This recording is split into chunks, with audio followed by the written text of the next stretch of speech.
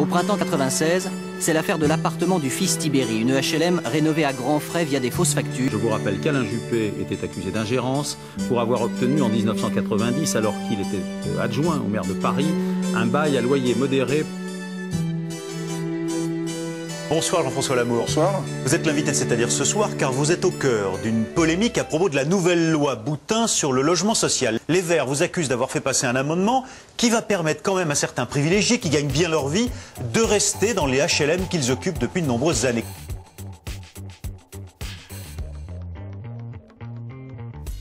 S'ils sont à 2 fois le plafond de ressources, ce qui est en général le cas quand on est dans le privé,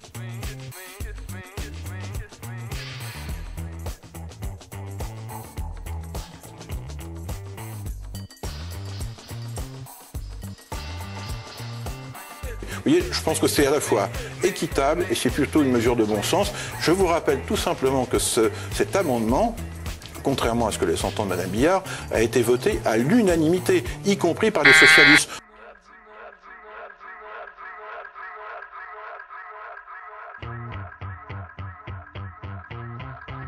Si une ville achète des logements privés, des immeubles anciens pour en faire des HLM, c'est pas pour y laisser dedans, laissez-moi finir, pour y laisser dedans des gens qui gagnent bien leur vie, c'est pour y mettre des gens modestes. Qu'est-ce qui risque de se passer? C'est qu'on va avoir finalement un Paris avec 2 catégories de personnes, les très aidés et les très aisés.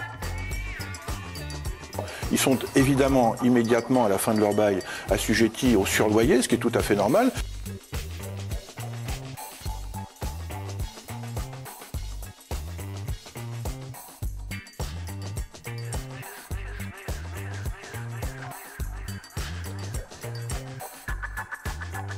Il y a des surveillés qui, quelquefois, peuvent leur doubler leur loyer. Moi, je dis simplement un élément.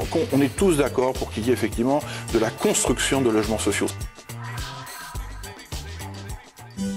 En revanche, je suis fermement opposée à la construction de logements sociaux. Absolument.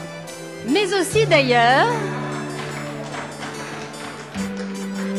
je vous remercie pour vos applaudissements.